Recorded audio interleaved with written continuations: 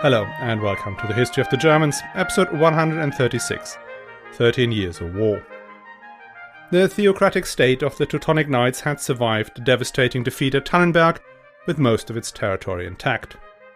But underneath, the foundations of the edifice are crumbling. The economy is in tatters.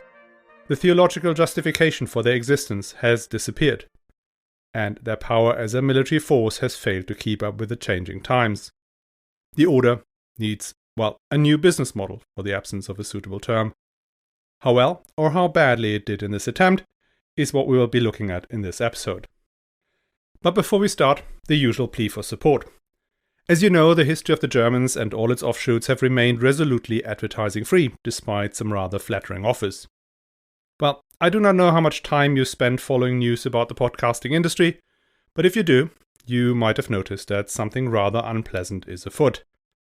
It's not only that some major listening platforms like Stitcher and Google Podcasts have or will soon be shut down, but several production firms and with it some very well-known shows have closed shop.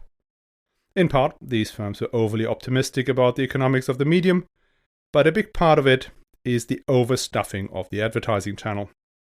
Shows sold more and more advertising space that compelled listeners to skip those clips, so that the advertisers then in turn reduced the pay-per-views, because, it wasn't very effective. But that in turn forced the podcasters to put even more slots into their shows, which puts off listeners, and the economics deteriorate even more until the show has to shut down. Now, that is a fate I would very much like to avoid, and as someone funnily posted on Twitter, there are still some 7,000 episodes to go before we reach 1991. And if we want to get there, the show needs patrons, who make a contribution either on patreon.com/historyofthegermans or on historyofthegermans.com/support.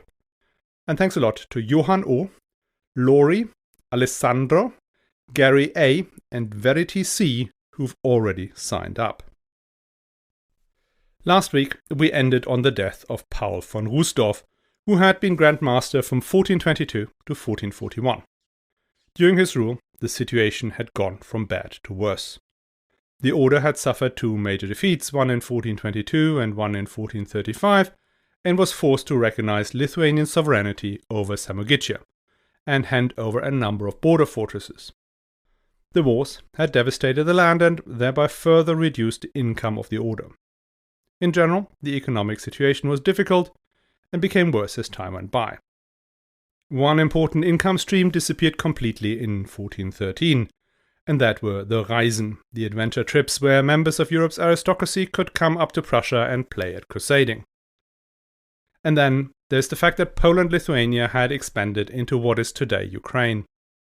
Then, as now, these lands were extraordinarily fertile, producing in particular grain that could now be exported more easily down the Vistula to Danzig, and from there to the densely populated cities in England and Flanders. And this Ukrainian competition pushed down the prices for the grain produced on the estates of the order. When Konrad von Ehrlichshausen took over as Grand Master in 1441, he was focused on stabilizing the situation. The first and paramount order of the day was to keep the peace and to rebuild financial firepower. In the age of mercenary armies, money is what counted. Now, Konrad avoided war with Poland throughout his tenure. That was made easier by the fact that royal power in Poland was severely constrained by the Sejm, the Council of Noblemen and Bishops.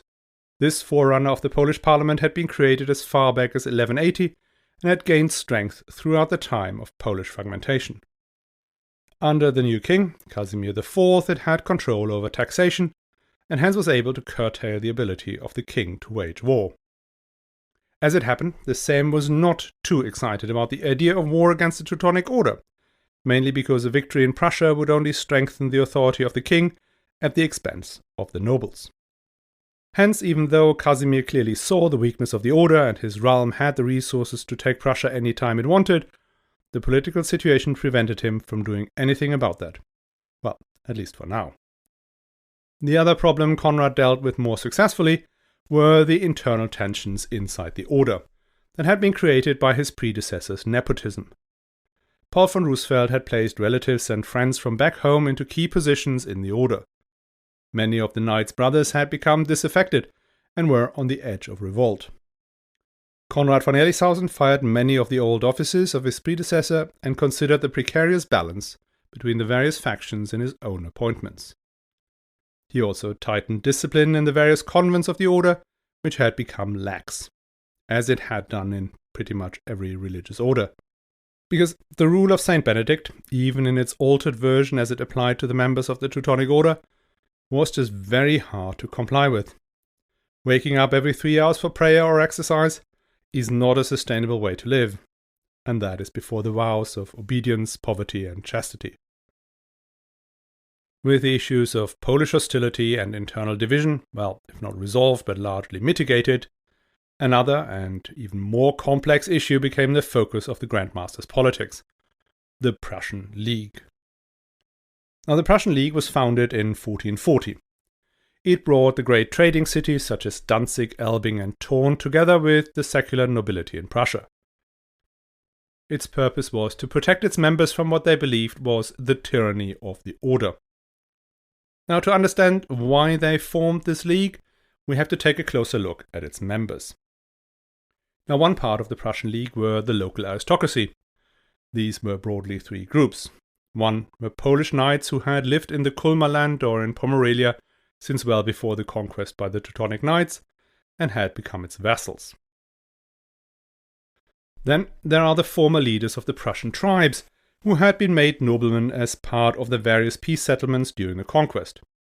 And finally, there are German-speaking immigrants who have been successful either as merchants or as farmers and had amassed enough land and property to fund the knightly lifestyle. But the financially by far most significant members were the cities, many of which were members of the Hanse. Like most Hanse cities, they were ruled by a patrician class of successful merchants.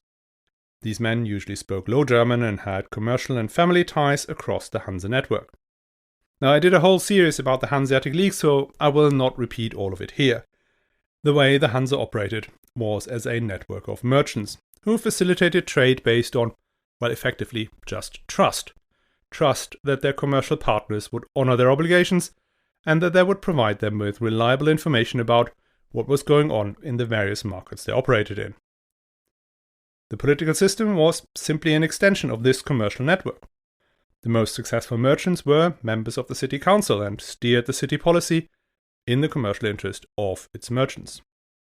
And at the level of the Hanse, the various cities again operated on a basis of mutual trust and in the common interest of expanding their trading operations. Both cities and aristocrats felt that the rule of the Teutonic Knights had become cruel and overbearing. In 1453, the Prussian League wrote up a list of 66 specific complaints against the order and sent it to Emperor Frederick III. Many of these relate to arbitrary decision-making by the order and its officers. They quote cases where members of the order simply took away property, assumed ownership of land, charged new unheard-of taxes, devalued coins, took away goods stranded following disasters at sea, closed the city mills, and so forth and so forth. Justice, they claim, was no longer possible to obtain since the Grand Master refused to hold an annual public court day where important legal cases could be discussed and adjudicated in public. Instead, decisions were taken behind closed door and were arbitrary. Beyond the breaking of the law, they also accused individual members of the order of brutality and even murder. One we already know about, the murder of the Danzig burgomeisters in 1411, and they also mention violence against common people. A man called Rabensteiner had tortured and robbed a man who had dared criticizing his conduct, and there is the Comtur of Thorn, Wilhelm vom Steine, who is accused of having drowned some honorable citizens so that he could have his wily way with their wives. The order's discipline had broken down, they claim. In particular, the warrior monks had taken leave of the vow of chastity, and it was split and had lost its way as a spiritual organization. These, except for the last one probably, are quite common complaints you can find about most late medieval rulers. What gave it its specific flavor were the complaints of the cities against the order's interference in their affairs. The cases they quote here, many times before and after, are the replacement of the city councillors in Thorn and the execution of the burgomeisters of Danzig, both events having happened way back in 1411. Though they happened long time ago, they remained a source of concern. Interference by the city overlord, in particular the replacement of city councillors, was a major problem for two reasons. One was that the position as councillor had direct financial benefits for the incumbent patricians. The standing as councillor made a man a more sought-after partner for other merchants within the Hanse network, simply just bringing business his way. And as a councillor, he also had much better information about what was going on in the various markets he was operating in, such as where a king was imposing new taxes, where the pirates were operating, etc., etc. The second point is that the Hanse cities had to balance their responsibilities towards the other Hanse cities with their obligations to their city overlords. That was a difficult tightrope to walk even in the good times before 1410. But after 1410, the pressure from the order forced the cities, in particular the city of Danzig, to decide between the two. And given the Hanse provided opportunities to get rich, whilst the Teutonic orders offered only blood, sweat and tears, it wasn't difficult to figure out where they were leaning to. What became the bone of contention was the Pfundzoll, an excise duty on the weight carried by every ship entering or leaving the harbour. This specific duty was originally created by the Hanse as a way to fund military actions that had been collectively agreed by the cities. So, when the Grand Master demanded the Pfundzoll for himself, the cities were pushed into a corner. They had to decide where the proceeds were to go, funding the Hanse wars and embargoes, or to the wars of the Teutonic Order. What made it even more difficult was that the Pfundzoll was levied not just on Danzig merchants, but on anyone going in or out of Danzig harbour, including fellow Hanse merchants from other cities. All these are good reasons to be upset, and whilst Konrad von Ehrlichshausen had tried to rein in some of the excesses, he could not remedy all complaints. Because parts of this conflict was structural. Before 1410, the knights could allow the cities and the local nobility to live pretty much as they pleased. The order had enough income streams to cover its operations and, thanks to the Crusaders, had a huge supply of free military support. Now the revenues have dried up, and, as knights on horseback were replaced by cannon and mercenaries, the cost of warfare had gone up dramatically. Like most political entities in Europe in the 15th century, the knights were looking for a new way to run things that made their rule sustainable. We have come to the end of the Middle Ages and the beginning of the early modern period.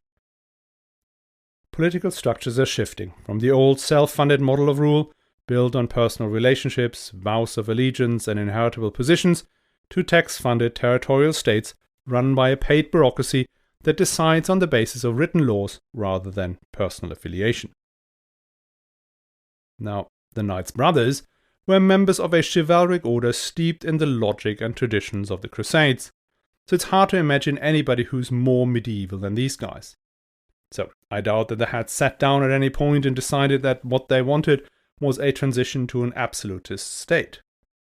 What they realized was that they were in precipitous decline and something fundamental needed to happen. They needed to find a way to raise money from all their subjects, including the merchants and noblemen, and for that to happen, all of these special privileges the Prussian League insisted upon needed to go. Konrad von Ehrlichshausen was not the man to push this to its ultimate conclusion. When he died in 1449, his more conciliatory approach left behind a better managed and more financially sound Prussia, but it was still a long way from being sustainable. His successor was his brother, Ludwig von Ehrlichshausen. Ludwig was ready to take the next step and face down the Prussian League, and he was not alone in this ambition. Many of the senior officers of the order wanted a resolution. The Prussian League's demands to remove taxes had become more and more persistent, and at some point they even demanded that the lawyers the order retained as advisors would leave the room during negotiations, something even modern negotiators would regard as an outrage. So as the order insisted on taxes and tariffs to be paid and the League claimed freedoms and privileges, the situation gradually developed into a crisis. And this crisis even concerned the Pope in Rome, who was trying to put together a grand coalition of Central European powers to fight back the Ottoman Turks.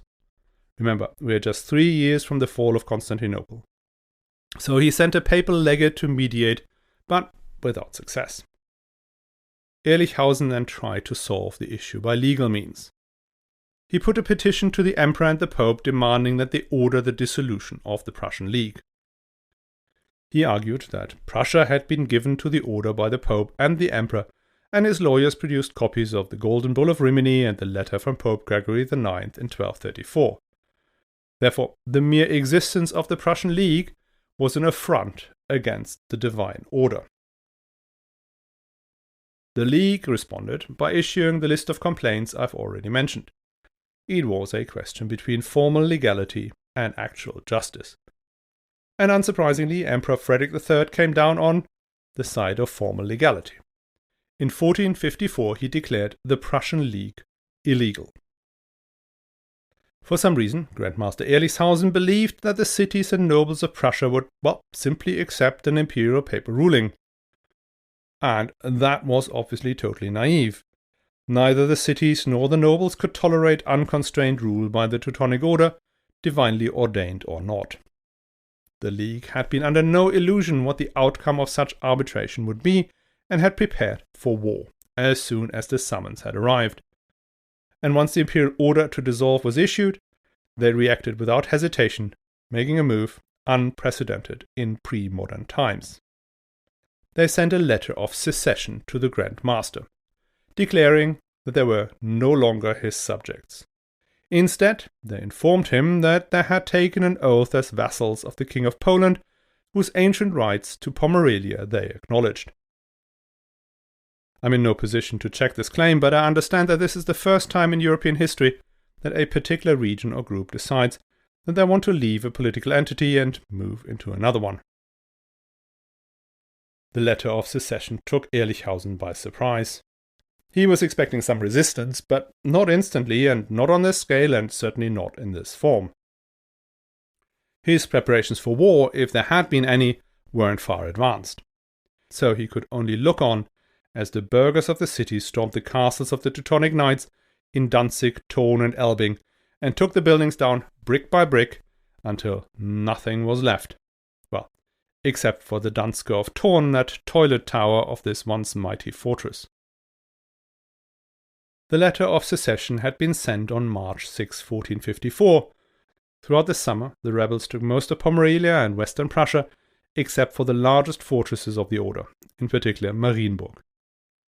Shaken out of his shock, the Grand Master recruited troops all across Bohemia and Germany as fast as he could, using whatever money he could get his hands on, including pawning his land. The rebels focused their efforts in two places. One was Marienburg, they besieged from late March onward. The other was Konitz. Now Konitz lies south of Marienburg and was the entry point for the mercenaries when they came into Prussia. King Casimir of Poland was clearly pleased about the sudden influx of loyal subjects and joined the efforts with his own levies. He took his troops to that strategically important city of Konitz in September. The city was defended by another member of the von Plauen family that had played such an important role in the immediate aftermath of Tannenberg. This von Plauen commanded a smallish garrison of about 200 knight brothers waiting for the mercenary reinforcements. Now Casimir had brought 12,000 cavalry and 6,000 infantry, which should be more than enough to take the town. The king knew that an army of mercenaries, slightly smaller than the Polish contingent, was on its way to Konitz, but he was convinced that his army could push them back should they finally show up. Well, the Bohemian mercenaries did show up the next day. Casimir ordered his army to immediately attack the enemy, who should be exhausted from marching for days.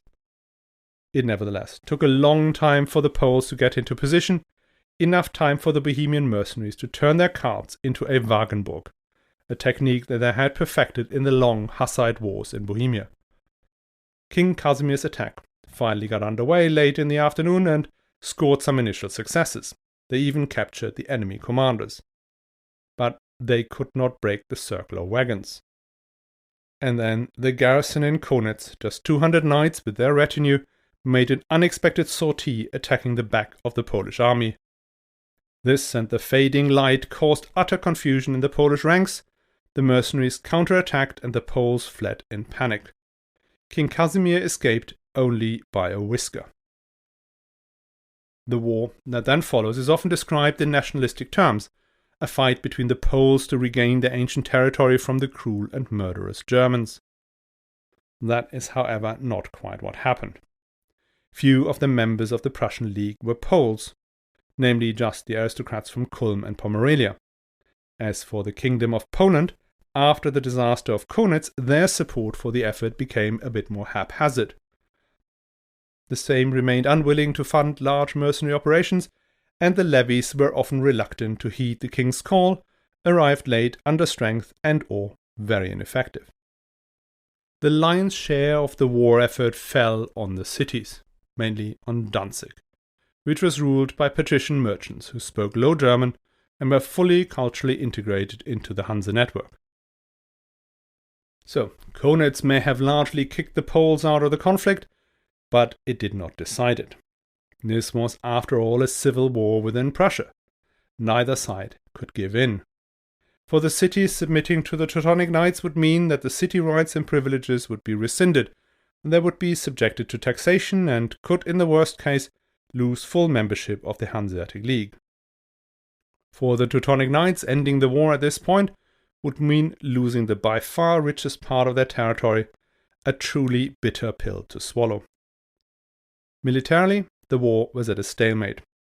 After their initial effort at Konitz, the Teutonic Knights were unable to raise a large enough mercenary army to break places like Thorn or Elbing, let alone the huge city of Danzig. Likewise, the Prussian League was unable to drive the order off its great castles, in particular their new headquarters at Königsberg. The war continued without major battles, decisive or otherwise. Either side would gather the funds to hire some mercenaries who would then burn and pillage the opponent's lands, until such time the defenders had gathered sufficient forces to kick them out again. And there's the thing about mercenaries. They are entrepreneurs and they know when to take risks and when to get out of the way. So, as soon as the enemy forces had gathered, the initial attackers disappeared back to where they had come from. The initial defenders now have a mercenary force that they had already paid for, so they needed to make use of them. Which means this force now invades the other side, rapes and pillages there until they in turn have reassembled a force, and this game goes back and forth for a dissolute, miserable 13 years. Either side watched helplessly from the ramparts as their lands burned. The councils of the big cities had to levy taxes far higher than any grandmaster would ever dared to ask for, which brought the lower classes out in revolt, and more people died. Money was the perennial problem, and it was a bigger problem for the Order than for the League. Assets outside Prussia, like the Neumark, were pawned and then finally sold. In 1257, Ehrlichshausen was so short of cash, he gave one of the mercenary troops the great castle of Marienburg as collateral for payment. When he failed to pay them in full, they got the right to sell it to the highest bidder. And that bidder was, guess what, the city of Danzig. Not that it was easy. Danzig had to borrow, beg and steal to raise the funds, but it turned into an investment that was worth every penny.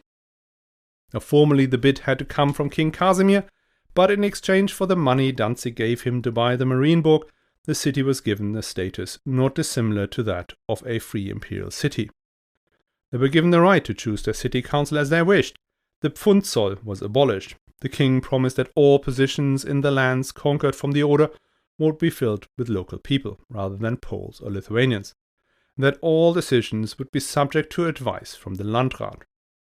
Moreover, with the impregnable castle on the Nogat, the League now controlled the whole of the Vistula River and the trade that came up to the Baltic.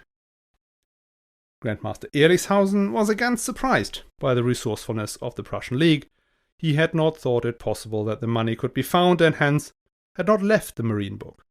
So the mercenaries apprenticed him upon receipt of cash, and the Poles imprisoned him at Konitz. Even though Ehrlichshausen escaped from prison shortly afterwards, the fortunes of the Teutonic Orders still kept falling. The Bishop of Ermland, who had supported the Order in his struggle, died, and his see was given to Silvio Aeneas Piccolomini, the great humanist and future Pope Pius II. Piccolomini wanted a lever to force an end to the war, so that the Poles and the order could be directed against the Ottoman Turks. Though this strategy ultimately failed, Piccolomini stuck to his neutral position, which meant the order still lost the resources of Ermland. The order tried to bribe him, and they were genuinely surprised when the Italian prelate refused. What had the world come to when you can no longer grease the palm of a churchman? Still, the war kept going. Both sides called in mercenary, but more often than not, they could not pay them. So these armed men raided the land on their own account, spreading even more misery. In many ways, this foreshadowed the 30 Years' War. In 1462, the Teutonic Order made a last-ditch effort to hire a force they believed large enough to defeat the now also much diminished forces of the League. When the two small armies got together, the League proved to be marginally more effective and won the contest. And then in 1463, the Order's navy was completely destroyed. By 1464, Ehrlichshausen recognized they had lost and was ready to negotiate. The war was over. The Order had to accept the status quo. They had to hand over not just Pomerania but also Western Prussia, including giving up claims to Marienburg, Elbling, Christburg and many other places they had founded. The Bishop of Ermland became a Polish vassal.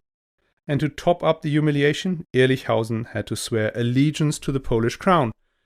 Future grandmasters were to be approved by the Polish ruler, and the order was expected to take in half of its new recruits from Poland. These conditions were so severe that negotiations lasted almost 2 years until 1466, involved the Pope and the Hanseatic League as mediators. After the war, the old Prussian state was divided into the rich part, Royal Prussia with its main center in Danzig and with its allegiance to the Polish crown, and its poor cousin, the Order's Prussia with its capital in the smaller city of Königsberg. Ehrlichshausen survived the Peace of Thorn by 1 year. His successors were left with the smouldering ruin of what was once an incredibly powerful theocratic state. Even more than before this war, only radical action could get them to a more sustainable position. What this action was, we will find out next week. And I hope I will see you again. And until then, please consider supporting the show, either by becoming a patron at patreon.com/historyofthegermans or by making a one-time contribution at historyofthegermans.com/support.